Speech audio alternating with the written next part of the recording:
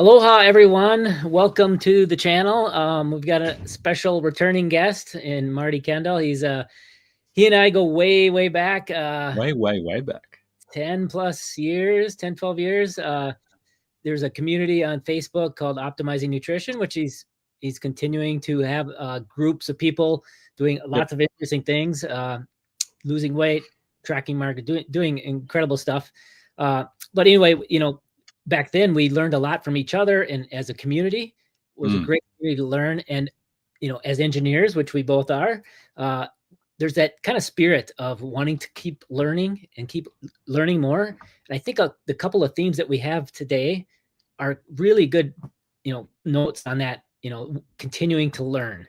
And it's insulin, and we're going to talk a little bit about ketones as well, so some recent data. But generally, first of all, welcome to the channel, Marty. I really appreciate you coming back on. Thanks, man. There's a ton of fun last time and heaps of engagement. I think we've got 20,000 views, and I was just going through all the comments, and there was heaps of questions and comments and plenty of confusion at the same time. Lots of people saying, why can't everybody agree on what the right diet is? And I tried that, and you're wrong, and you're wrong. But a lot of people were saying, what you're talking about makes a lot of sense. So it's good. We're all learning together, and 10 years ago, we're all trying to learn about keto and blood sugars, metabolism, and we're still learning. But it's a really fascinating, especially from an engineering background, to go, how does the human metabolism work, and how can we model that and optimize it for humans? Yeah, there's nothing much more complex than biochemistry. I mean, there's so much to learn, so much, we're still learning as a species, what's going on with these bodies. And I just want to let everybody know that's watching, we're going to cover some topics. We're going to talk about some things here on insulin as well as ketones. But this is also an open Q&A. So if you have questions about insulin, or throw them in the chat, or throw your questions out there, we'll address them. Or about ketones and measuring ketones, and we'll get into some of that in a little bit. But generally, we wanted to start out because we did this great, what you're talking about is a whole thing on insulin. And there's a lot of people in this community that have a little bit of a misunderstanding of insulin's function. And I like to call it, insulin is viewed as the storage hormone. And if insulin's high, you're going to store fat. You're going to lock your fat in your fat cells, and you can't burn fat, and you can only burn fat if your insulin's low. And there's, with a lot of these things, there's sort of a little vein of truth in certain situations in there, but it's always more complex than that, right? Yeah, and totally. I found it really helpful. My wife, living with her for 22 years with type 1 diabetes, and my son got diagnosed a bit over 2 years ago with, type 1 diabetes. So it's been, I felt indulged to have all this data as an engineer, to see blood sugars and insulin and food and how those all interact. And I can watch the insulin and glucose response to different foods, and eating and not eating, and what happens, and understanding basal insulin versus bolus insulin, and what happens in response to different foods. It's been completely fascinating. So and on that, I think this is a perfect question to get started with. Do ketones affect insulin sensitivity? I'm finding my insulin needs go up on keto, and type 1 diabetic. Here's a good point on this. Now, Trevor, the question is, what kind of keto are you doing? Because there's a lot of ways to do keto. Prioritize protein, like we say, and moderate fat and cut carbs. Or you can, do the ketone chasing type, where you're really high fat and maybe even lower protein. And that latter scenario, I could definitely see a higher insulin requirement with the really high fat. So could you talk about why that would be? Yeah. I've got some slides that a lot of people have found useful in a book I wrote a while ago on my computer. So if I can, how do I? I'm sure I can do that. While you're bringing that Share up, screen. I'll just mention my thoughts on it. So please. A lot of people talk about fat not requiring insulin. It does require some insulin, not as much as carbs or protein in a post-meal state, that first little 2 hours or so after a meal. But there's a long tail to fat in that it requires more insulin over 24-hour period. So it kind of raises the insulin requirements over the whole day. So you see a lot with type 1 diabetics. Mm. they eat a really high fat meal, it's like, oh my gosh, insulin's like water. It just doesn't Yeah. seem to bring things down. Especially once you fill up your fat stores too much, you become Yeah. insulin resistant, and you have to hammer in a whole lot more insulin. So maybe if you bring up the slides that I just shared, Craig, on the screen, and we can just talk through that. A lot of people have found this fuel compartments in the body analogy really helpful, and it sort of blew my brain when I got my head around it. And there's like different compartments of energy storage in our body. We've got our blood glucose, which we can easily measure. There's glycogen, which is just the storage form of glucose in our muscle and liver. Then you got the fat in our blood, the fatty acids that we all measure when we go to the doctor, and then you got the body fat that you want to get rid of. And there's some interconnectivity of those different fuel tanks, and you can convert one to the other. It's difficult, but the body can do it through gluconeogenesis and de novo lipogenesis and et cetera, so they can be connected. So it really needs to, rather than thinking of fat or carbs, it's really the whole package of what's stored in our body. But looking at living with 2 type 1 diabetics, I've really come to see, rather than we used to see like 10 years ago when we were all talking about keto and insulin is like the hormone that forces the stored energy into our body. It's like this, train conductor that's pushing everybody onto the train. But unless somebody's running around with an insulin needle jabbing you in the bum with excess amounts of insulin, that's not really what happens.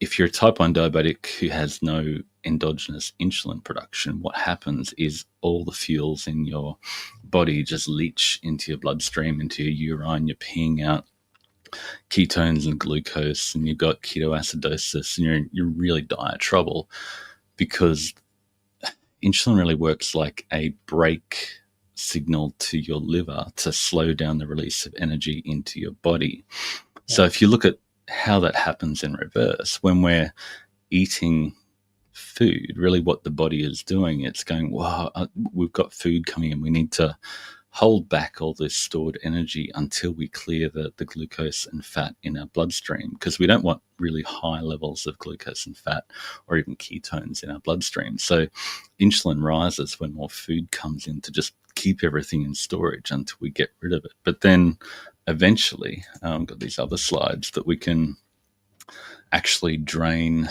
the glucose and then eventually drain the fat in our body, and then we can access our body fat. So lowering carbs depletes the glucose, waiting a little bit longer depletes glucose. But if you're loading a ton of extra dietary fat into your body, you're going to be just pushing, you're going to be keeping the fat in your blood and the fat in your body still full. So your insulin still has to be high. So when Todd was talking about, I get insulin resistant, I get, weird things happen, my blood sugar rises when I'm forcing in too much fat into my body, when I'm trying to achieve exogenous ketosis, which just means you're trying to force in a lot of dietary fat, you end up insulin resistant, because your body has to keep on raising the insulin levels to hold all that fat in storage.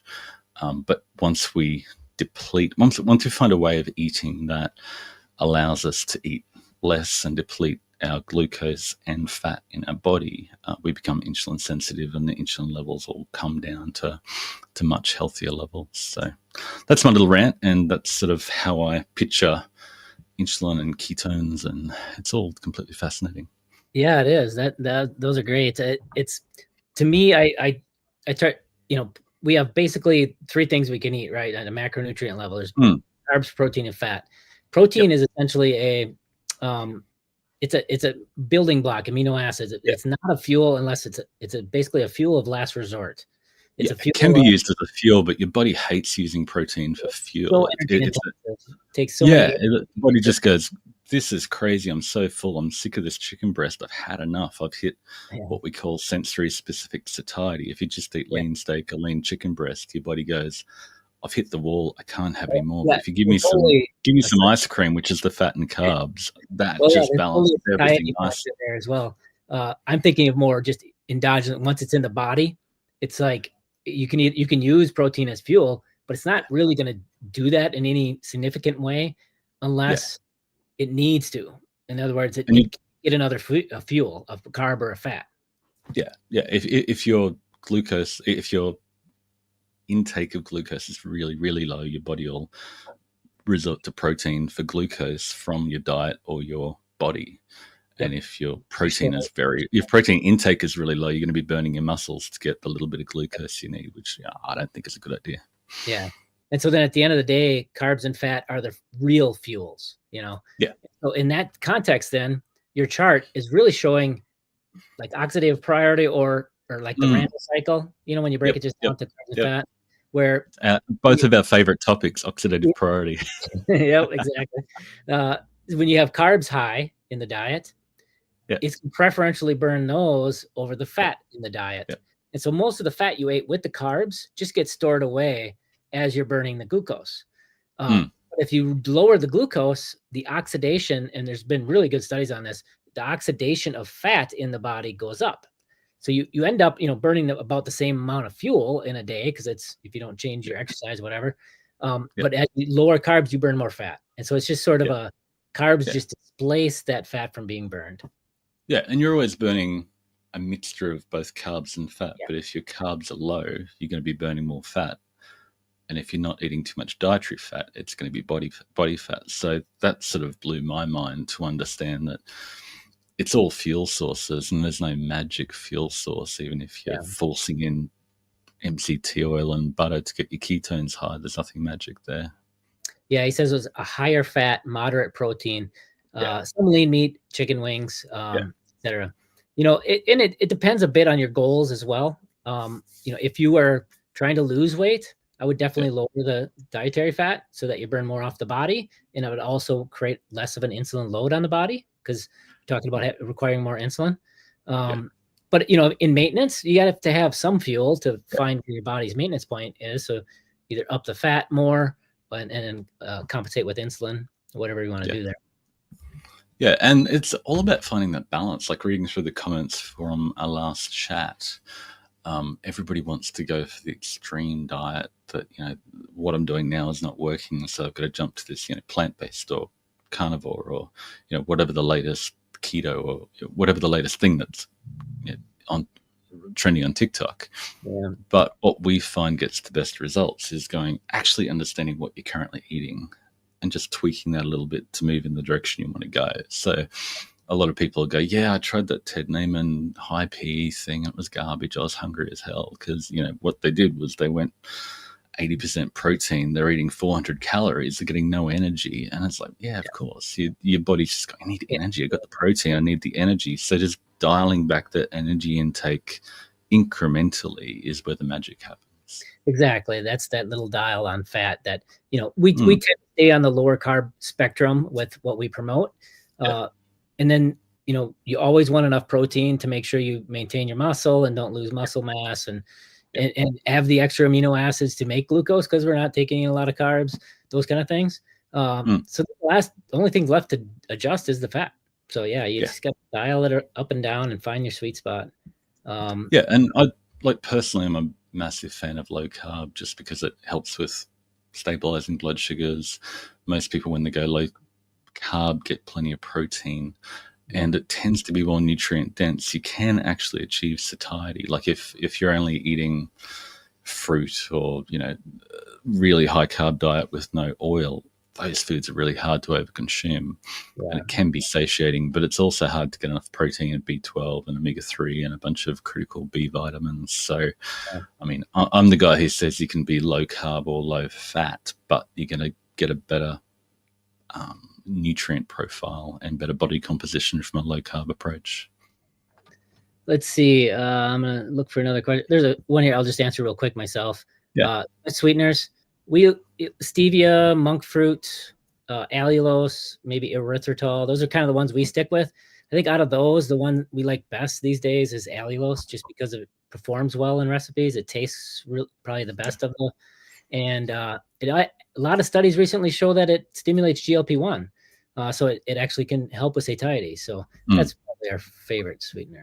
Yeah, I'm not sure how big the response is. I don't know. That'd be interesting. Like if you're eating no protein and no nutrients, but you're adding allulose, is that going to help you much? But we always go sweeteners, whatever. Let's focus on the big rocks, which is, are you getting enough protein? Are you Absolutely. getting the right balance between protein and energy? And then let's look at calcium and potassium and maybe fiber or whatever the other factors that help boost your satiety, rather than looking at obscure stuff that has a insignificant benefit. Totally. There's definitely degrees for sure. But Yeah. there was a study on allulose that showed that if you they took people and it even reduced the blood sugar response to glucose when you added the allulose. So they went. Yeah, that's really positive. So it was. There's some interesting stuff going on there. Yeah, it's not the big pieces, but it's a little component there. Let's see. He also said, Trevor just added about his type 1. I also have hypothyroidism. Would that be a factor? So with the insulin requirements?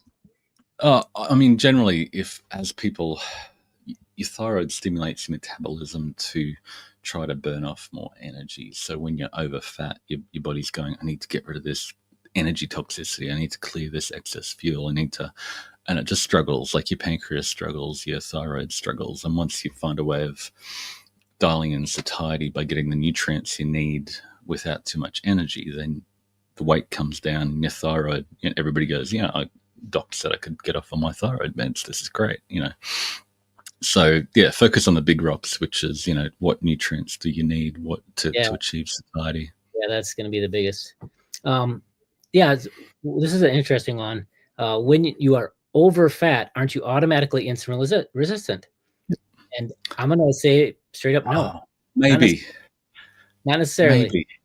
Maybe. Yeah. I mean, and we both love the topic of the personal fat threshold, which is just some people can hold more fat before they become insulin resistant. It's just how much personal fat threshold is the level of energy your body is comfortable storing before it's an emergency and everything overflows into your bloodstream. And when your body fat stores are tapped out and your glycogen stores are tapped out, they're just so full, and your insulin just goes, your pancreas just goes, I can't keep producing enough insulin to hold that in storage.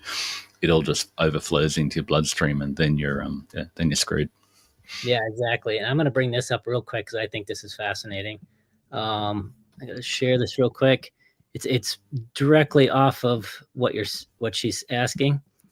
Yeah. How do I advance here? There. Oh, sorry. I got to advance to the slide I want. This is a presentation I've got. Here's personal fat threshold, but here's what I wanted to get to. Oops. Where did he go?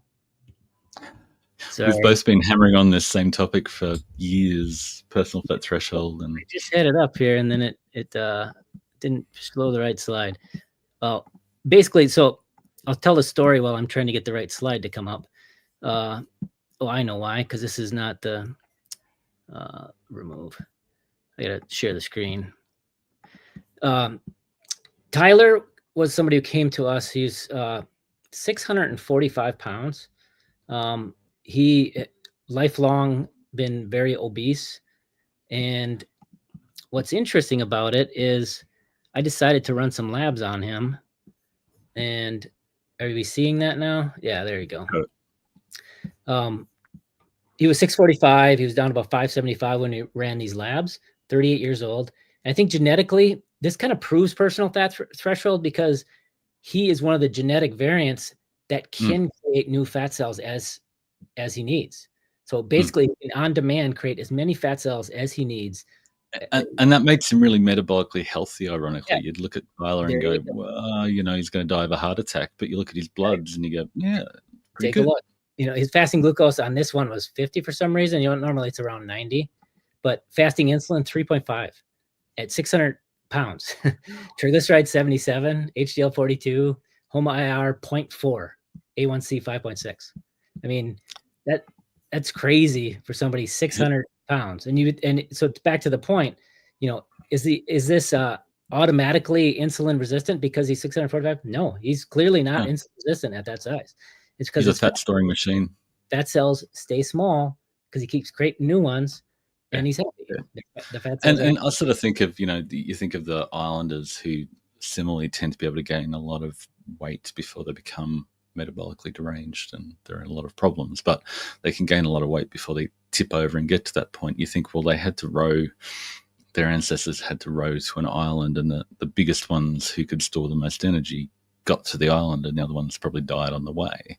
Whereas, the East Asians and some Asian populations may not have the same genetic makeup and have enough the same level of muscles in their legs and whatever, which means that they've got a lower limit on their BMI and fat levels before they tip over into being dangerously overweight. So that's where testing blood sugars is really handy, and how much does your blood sugar rise after you eat. If that's more than 30 milligrams per deciliter, then you might have an issue with excess carbs. If your working glucose is over 100, then that's a bit of a warning sign that you need to find a way of eating that allows you to lose weight.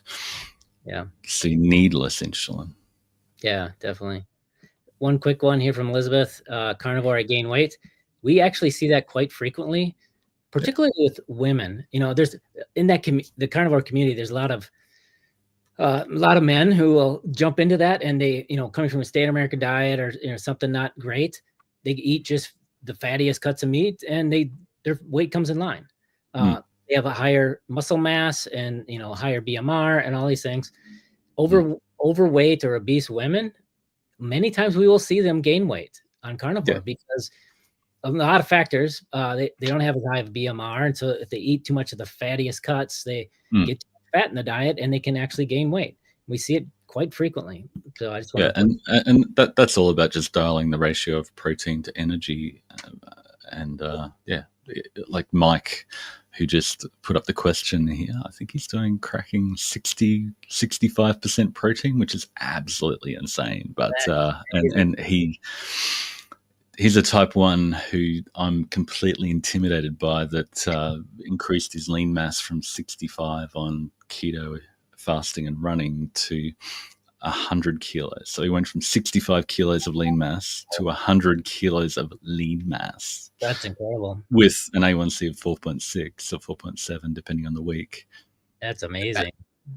I'm intimidated. Since I interviewed him last week, I'm hitting the gym a lot more hard, so my muscles are a bit sore. That's incredible. Here's a question from him. In the context of weight loss, or fat loss, I would assume, do you even need to worry about postprandial insulin response? And for those that don't know, postprandial is post-meal. So the insulin response after a meal. Yeah, I mean, for normies who aren't injecting their insulin is sort of irrelevant. Like, you can't measure it. Yeah. You can look at your waist circumference and go, my waist to height is greater than 0.5. I'm probably insulin resistant. If I lose weight, my overall insulin will come down. And even if you measure it at the doctor's, twice a year, you're getting a 1 point that may be heavily influenced by whether you are fasting more than usual. You'd quit eating,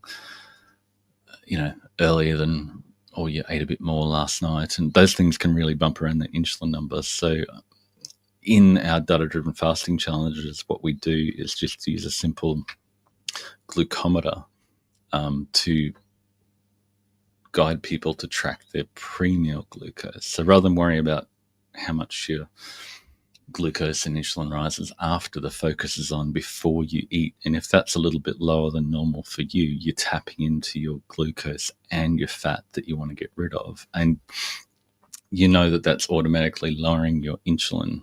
We can't measure it, but that's what's happening. So if your pre-meal glucose is a little bit lower, then you can actually measure that. Whereas insulin is like, we're stressing about something we can't control. Yeah, definitely. So we've got somebody who does not. So I'm just going to throw us up here because the carnivore cult aspect of things.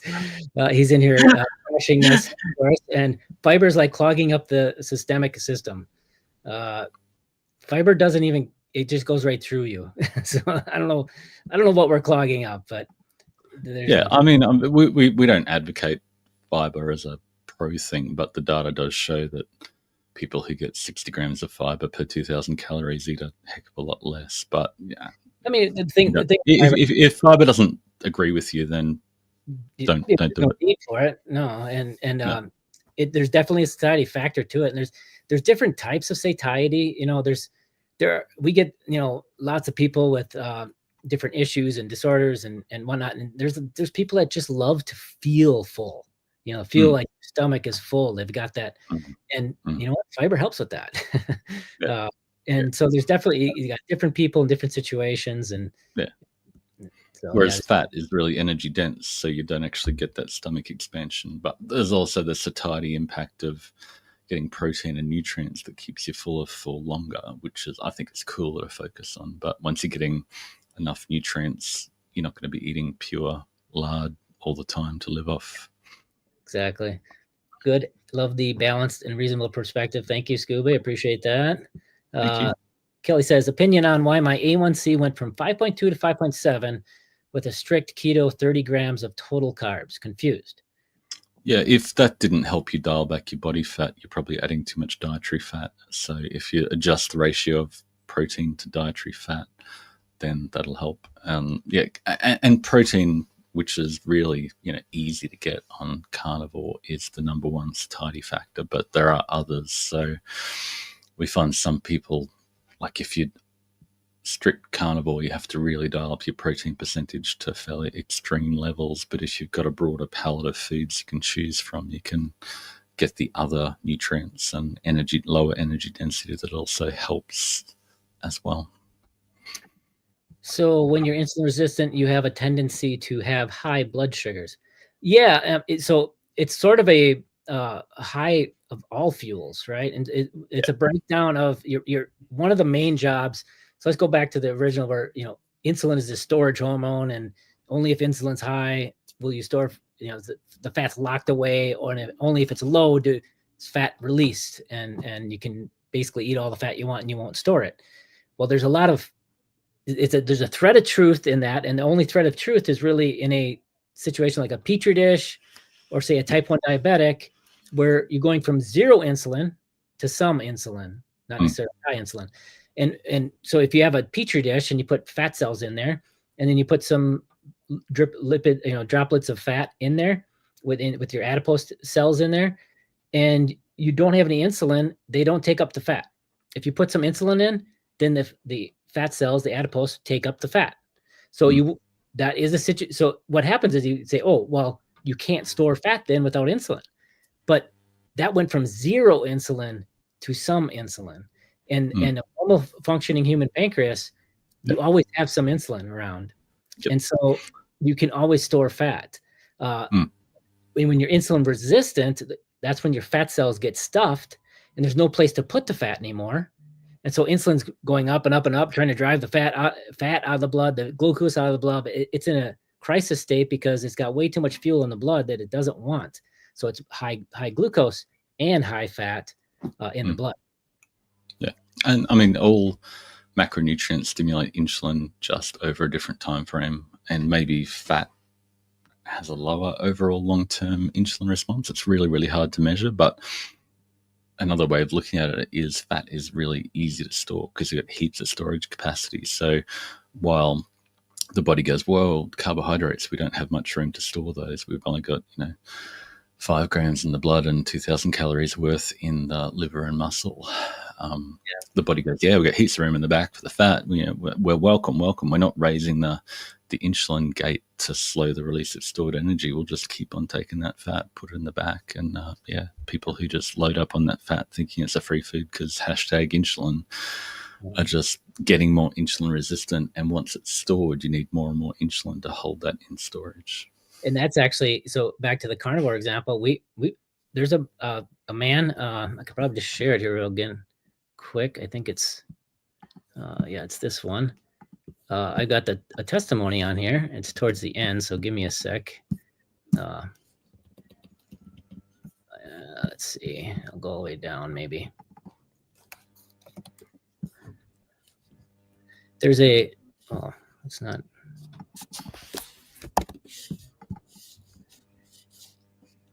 right here, Ben.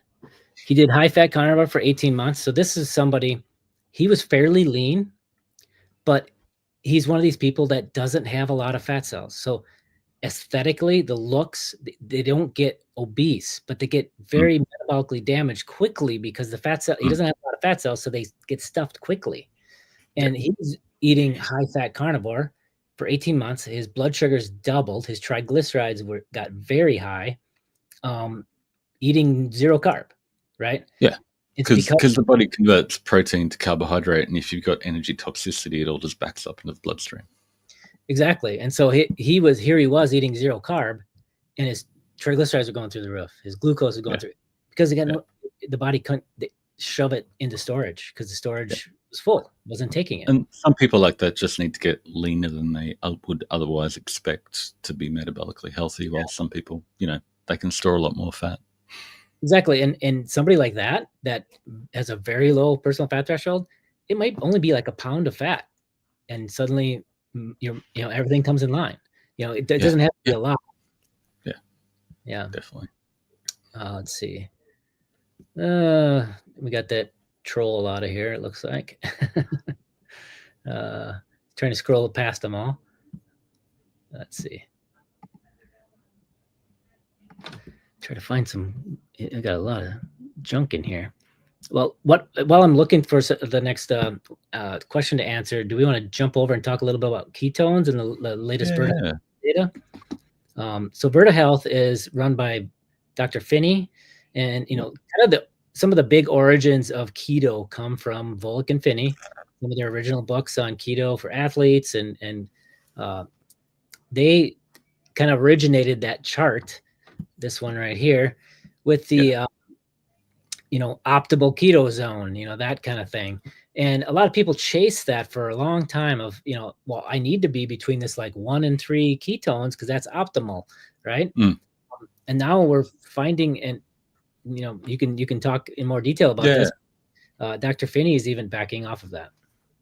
Yeah. I mean, looking at the keto trend, it sort of blew up in 2016, and I suppose that's when we met and we were chatting about keto and what all that means. And like, I started out with discovered Rob Wolf and paleo, and then Dr. Bernstein, low carb for type 1s. It was great. And then keto came along, and Dave Asprey was banging on about bulletproof coffee, and if you just drank all this MCT oil and butter and got your ketones high enough, it was all magic.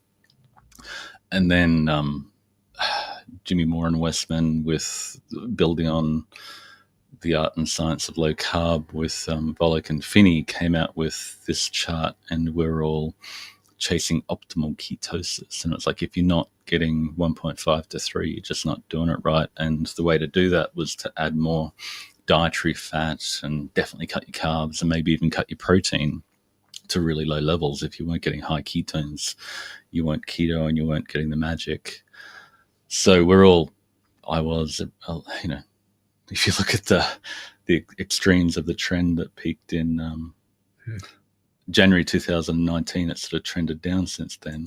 But that's what we're all doing, measuring our ketones and spending hundreds of dollars on ketone strips and Dave Asprey's bulletproof coffee and MCT oil. But a lot of us found, as we kept on testing, that we just couldn't keep getting those high levels. And even the more metabolically healthy people couldn't get their ketones up. And the initial Virta study showed that the ketones went from like 0.2 bumped up to 0.6 and then sort of drifted down to about 0.4.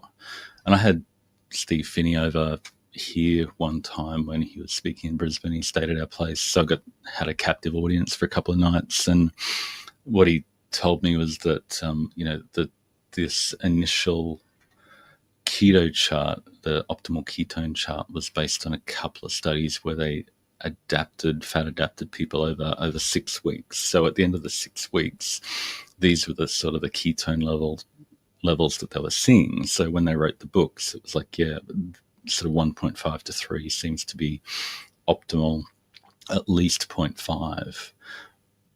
But now we see, their study, and over the first year, the ketones on the Virta program, like guided by the world experts in keto, saw the ketones drop down to under 0.4, which is well under the nutritional ketosis.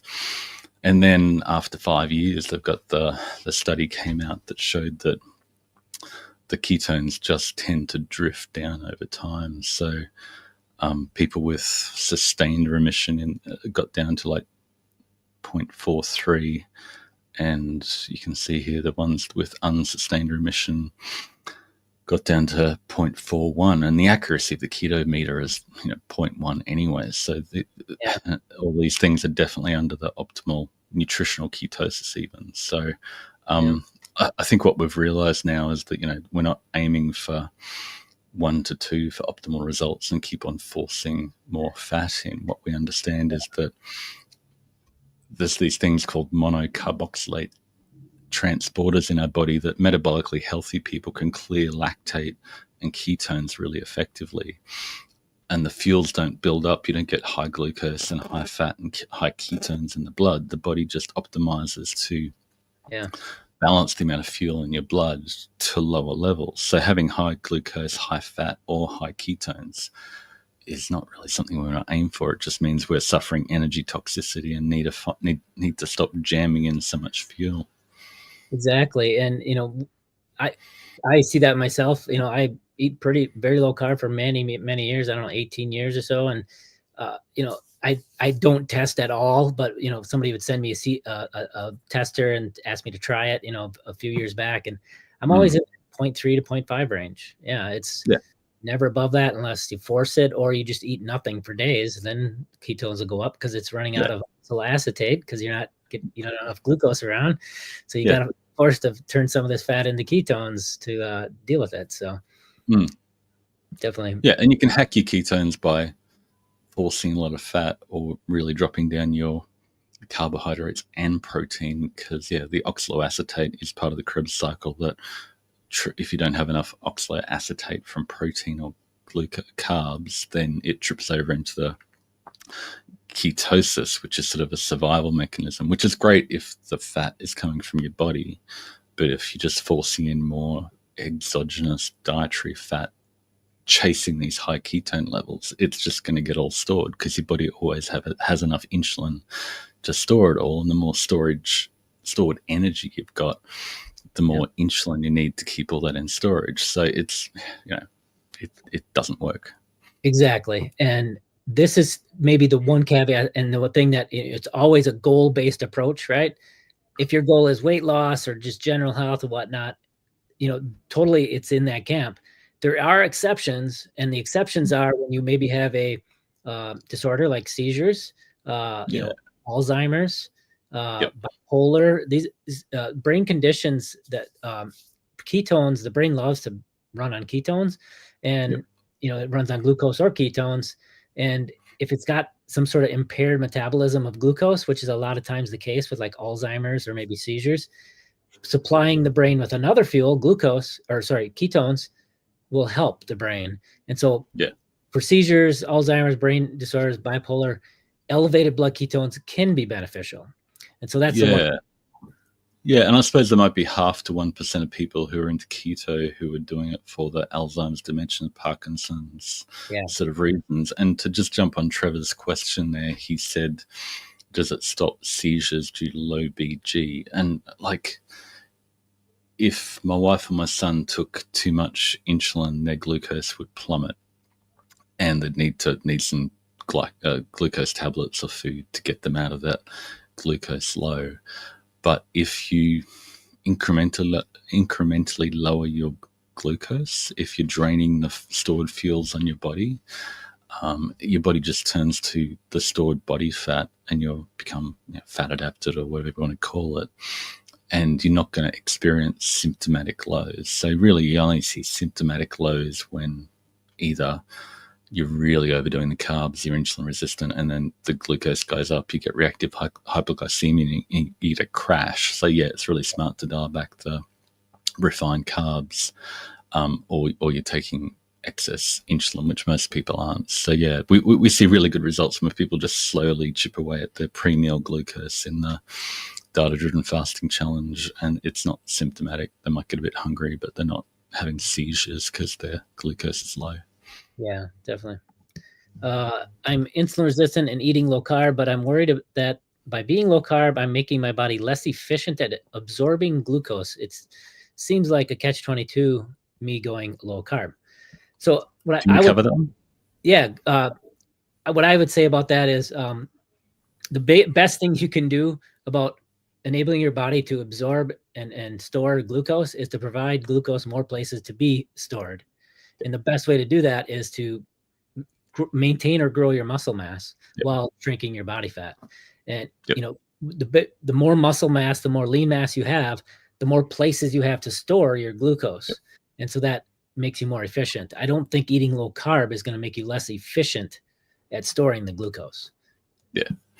If you're extremely low carb and then all of a sudden have a glucose, carb bolus, you might see a bigger bump, but that's just because your pancreas is taking a bit of rest, and that's cool. But after a few meals, it'll catch up, and your basal insulin will catch back up to normal levels. So yeah. Yep, it will correct itself. Yeah. Let's see. Is there a known blood sugar rise in type 1 females during perimenopause? Oh, that's a really fascinating question. Let me answer two parts of that question. In the monthly hormonal cycle, I've been tracking my wife's insulin through her pump for like 12 years.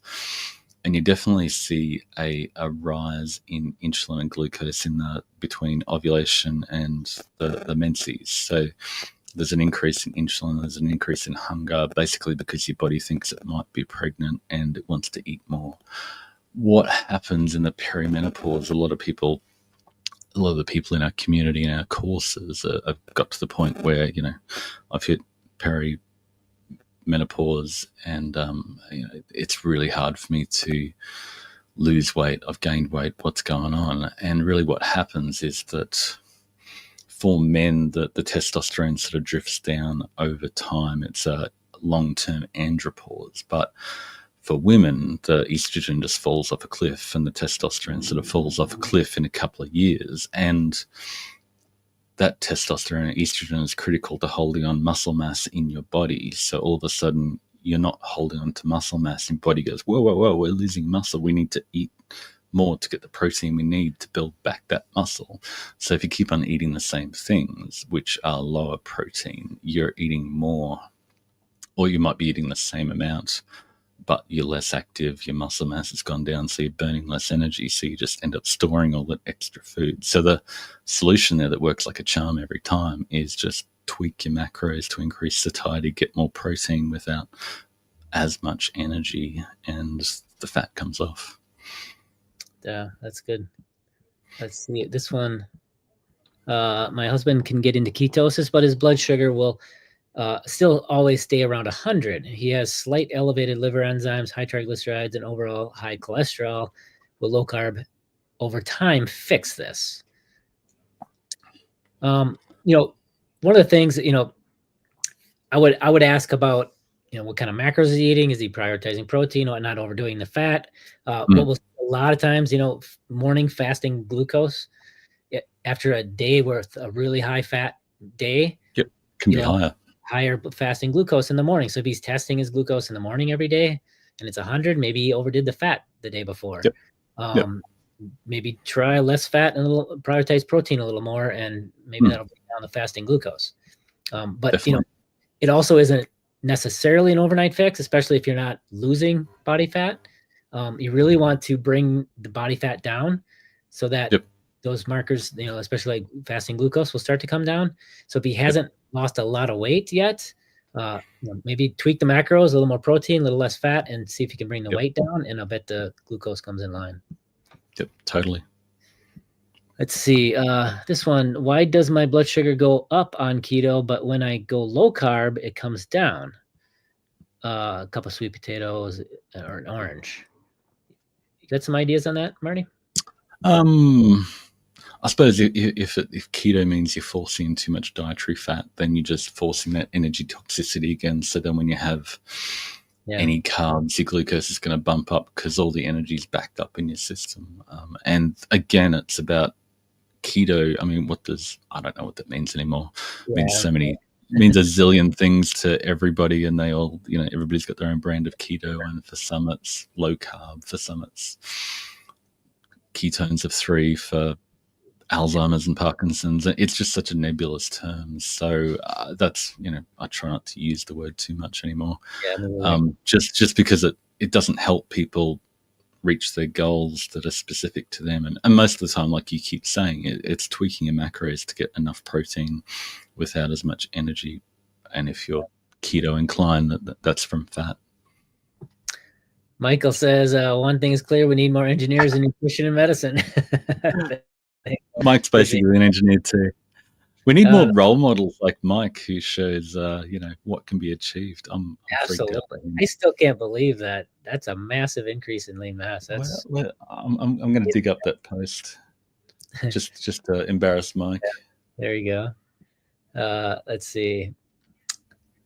So, no medical problems. I do have glucose monitor. Do you have some YouTube links on how I understand more? Some doctor on YouTube say eat tons of fat and meat. Go through our channel, and I have a playlist on just nutrition science or nutrition. Go through that, start watching those, and start understanding a little more about how the body works. You especially if you've got some of these disease states, or if you're at your personal fat threshold, if you're insulin resistant, you really don't want to force lots of fat, because there's no place to put it. The fat cells are already stuffed, and they can't take any more fat in. So your triglycerides are just going to shoot up. It's just not a good state to be in. I would start with the personal fat threshold video I have on our channel. So just do a little quick search for that. Do you want to throw up Mike? Is another one? Yeah. Okay. Yeah. Ivor's another engineer. There's several. Bernstein.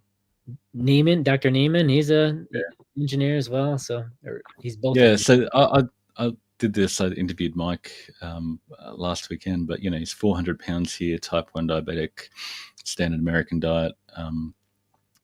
Started keto and fasting and running, and got his body fat down, but he also lost a good chunk of muscle, and now is focusing on satiety, higher protein percentage, and lifting like a crane. It's insane. Really dedicated, and he's built his muscle mass up from 65 kilos to 100 kilos. So he's 116 kilos here. And it's interesting to look at, in all accounts, he was obese. He's still technically obese now, but if you look at, I love this. This is my favorite chart. Probably a bit confusing to go through quickly, but the lowest hazard ratio occurs when we've got a higher fat-free mass index, which is just like BMI, but for your muscle, and a lower fat mass index. So if you're aiming for, I'm going to build more muscle and I'm going to eat so I lose body fat, you're going to be more metabolically healthy. Your blood sugar is going to be lower, your insulin is going to be lower, et cetera, et cetera, et cetera. So if, forget ketones or insulin, or if you're managing more muscle, less fat, eating to do that, exercising to do that, you're going to be, you can't go wrong. Definitely. There was a study I was looking at recently that I think it was 1 week. They reversed insulin resistance by, it was, I don't know if it was protein sparing that did it, but by shrinking fat cells and growing muscle in just a week or two, and most of the people in the study, all the markers came in line. So it is you are able to reverse it, and it's really about two primary things. It's about maintaining or growing your muscle mass, giving glucose more places to go, and shrinking the fat cells to take away that insulin resistance and give more places to store the energy that's coming in your bloodstream. Yeah, and your basal metabolic rate, you look at Mike's BMR has gone up. Yeah, I can imagine. 4,000 calories a day with 100 kilos of lean mass. You can eat more, you can get more protein. He's doing 415 grams of protein, which is, nobody should aim for that, but it's insane. But the more muscle mass you've got, the more you can eat, the more active you are, and the more nutrients you can get. So it's a win-win-win-win-win if you focus on building lean mass, being active. So you can't just sit on the couch and I see people getting down to 900, 800 calories trying to lose weight without any activity. It's like, look, I can tell you how to tweak your macros to lose weight, but please, for the love of God, 800 calories is just not enough to get the nutrients you need. You need muscle mass, you need activity, so you can eat more to get what your body really needs to thrive. Yeah, and I mean, the BMR part is so important because nobody wants to come out of a diet and now you got to eat 1,300 calories to maintain, right? I mean, you want to be able to enjoy food and eat more. So, building that muscle mass, building that BMR really helps. And Ted Naiman talks about it as a Sisyphean quest. It's like the Greek god who had to push the rock up the hill every day. It's like, get up. It becomes easier once you build the muscle. It becomes easy to maintain, but it's a lifelong commitment. Especially as you get older, then it gets harder to build the muscle. And so much. One of the biggest killers of the elderly is falls, being frail and balance issues, and not having enough muscle. Bone issues, which bones are primarily a matrix of protein filled in with calcium. And so protein is super important for that as well. So a lot of good and both protein and calcium are both major satiety factors in our algorithm. It's like protein's number 1, calcium's number 2, potassium's number 3. So that's just what people are not getting from ultra processed food these days. And protein stimulates GLP-1 too. So all those factors. Do you think ketones would help a 35-year-old type 1 who has never had good blood sugar control, even temporarily? Yeah, Bernstein's the god of the original OG of engineering metabolism in type 1, and everything we're doing really echoes his work, which is prioritize protein and lower carbs to get stable blood sugars, and the rest gets made up with fat. So adding exogenous ketones that you buy in a packet, there's a big craze, and that's diet as well. It's like, saying you had a great workout because you poured somebody else's sweat over you and said, yeah, look, I've got high ketones, I've got sweat all over me. It's like, you didn't earn that by losing body fat. And type 1s don't really want to have high ketones. They want enough insulin to maybe 0.3 to 0.8 is sort of normal for a type 1. You don't want to be getting above that, because then you're not using enough insulin, particularly basal insulin, to stop your muscle leaching into your bloodstream. So you're going to become sarcopenic and lose your muscle if you're underdosing protein, and that's not a good way to manage type 1. No, not at all. Or grow old, or any of those things. Can you give me directions on start out with meat eating, vegetarian for 18? I'll take this one. Start with something that you're comfortable with. Whatever, if it's chicken, fish, start with something that you're comfortable with eating. Eat that. You might want to take some digestive enzymes initially, and even some HCl, because the body's smart. It doesn't produce things it doesn't need. And so if you're not eating meat, a lot of the digestive enzymes to digest that meat, your body's going to stop producing. Kind of like we talked about earlier, when you're not eating a lot of carbohydrates, the pancreas slows down and it takes a break, and it doesn't. So suddenly have carbohydrates, then it's going to have a bad reaction initially, until the pancreas says, oh, okay, we're going to do this again. Same thing with meat. So it might be a little catching up to do. Add a little digestive enzymes, maybe some HCl to get the stomach acid up and process the meat properly. And then you'll feel much better when you are eating the meat. And then, add other proteins as you are able to, and whatever you like. Yeah, and we always find the best results with incremental changes. And if you're vegetarian, you're getting a bunch of good nutrients that could be quite satiating, and adding protein incrementally to ramp up that protein percentage, which is just getting more protein in grams and less energy from fat and carbs, works really well. Been reading Marty's book. This discussion sounds like eating less calories. Well, I think it's about satiety. It's about managing fuels to what your body's requirements are, whatever fuels those are, fat or carbohydrates. And at the end of the day, calories still matter.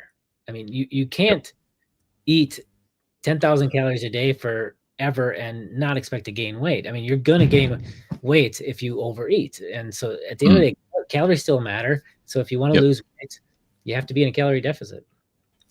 but just focusing on restricting, if you're eating 10 donuts a day and trying to eat 5 donuts a day, you're going to be really hungry because your body's going, I need the protein, I need the, you're going to get heat.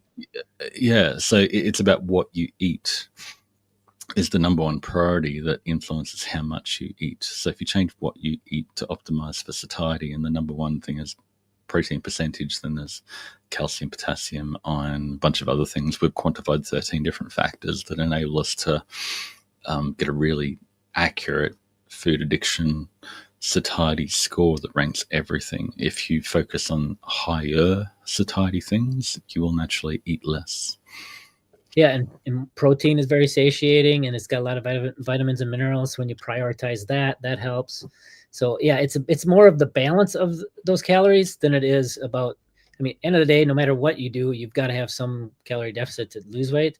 But the balance of those calories is going to really make a massive difference in how successful it is. Any research on Coke Zero or soft drinks like this on blood sugars or overall health in general? I don't see anything solid in the research. Doesn't seem to affect me and my levels. I'd say focus on the big rocks, and one, yeah. If you drink water and unprocessed wild caught game that you just harvested from your garden and your field, and that's optimal, but most people don't live in that world. So yeah, focus on the big rocks, which is like getting your protein without too much energy. And if you want to cut out your Coke Zero, then and you can do that, then go for it. I mean, to me, it's more of a Coke Zero is not a weight loss question for me. I mean, it's 0 calories. It's not going to affect weight loss or anything like that. There may be some health factors there, but yeah, it's a smaller percentage, obviously, than those big ones for sure.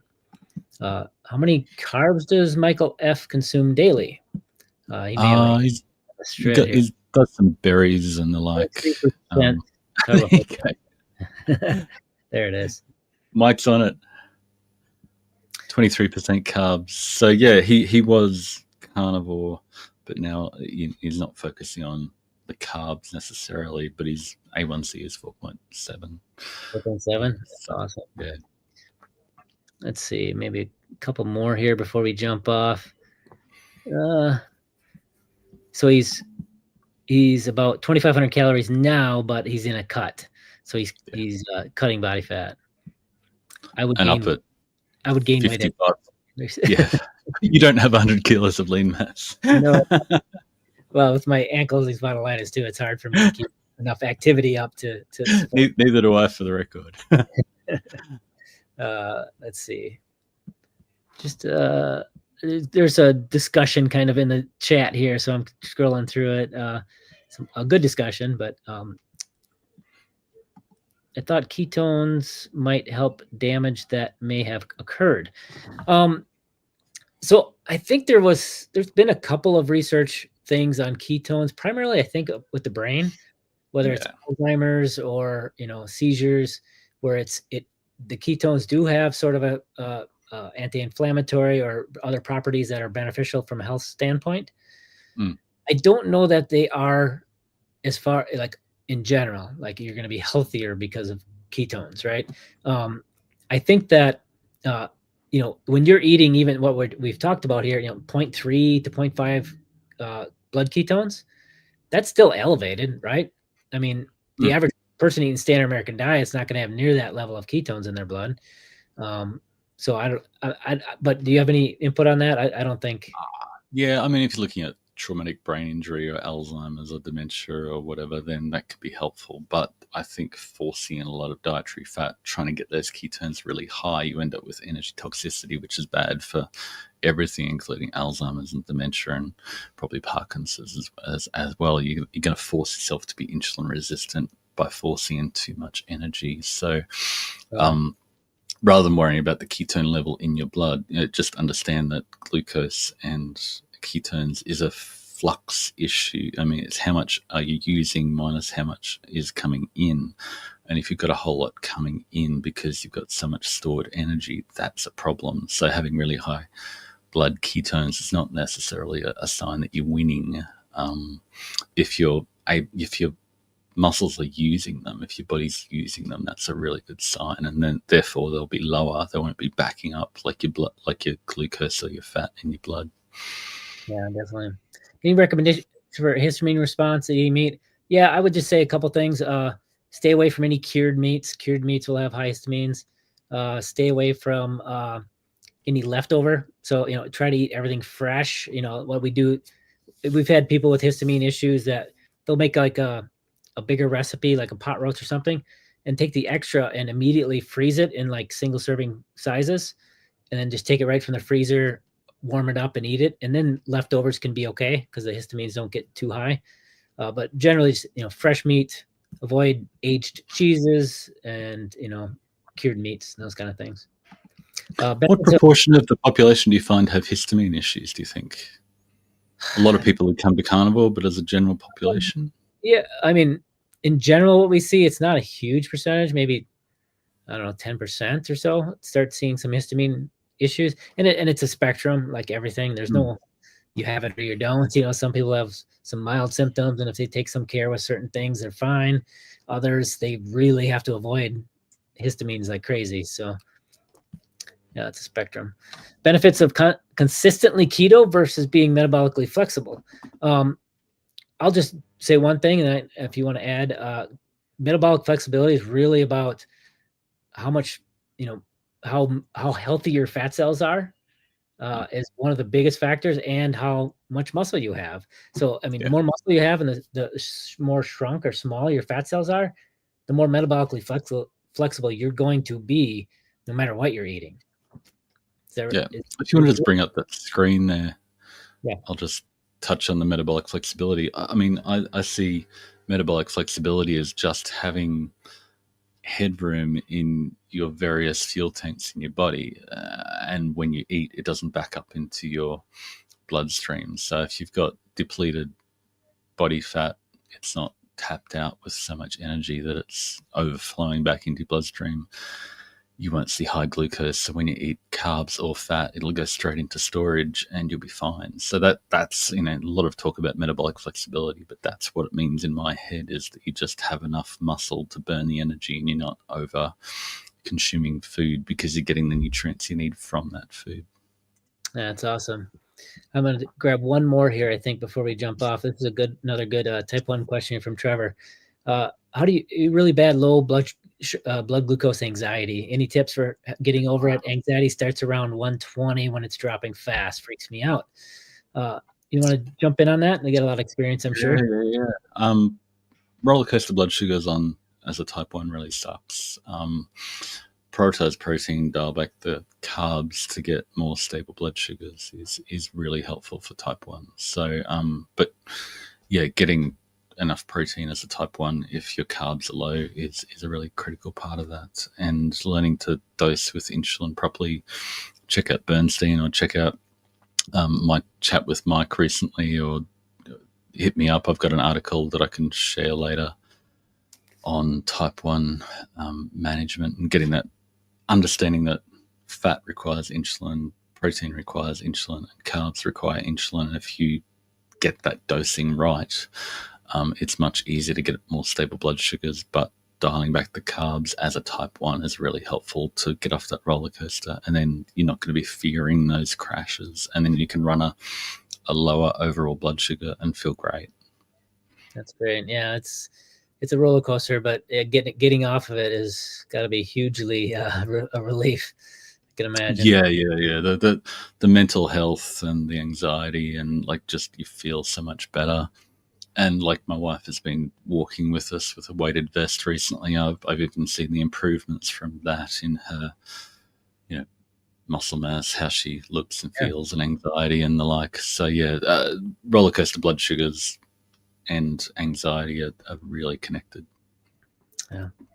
Well, I can't believe this has been over an hour already. This flew by. We're gonna do it again anytime, man. This is great. Do it again sometime, and hit up some more questions. This is really awesome. I appreciate you joining us, and it's always good to catch up with you. Hope you're doing well. And thanks, man. Living the life, living the dream, dude. All right. Well, take care, and thanks everybody for joining us. Thanks, everyone. See ya. Bye.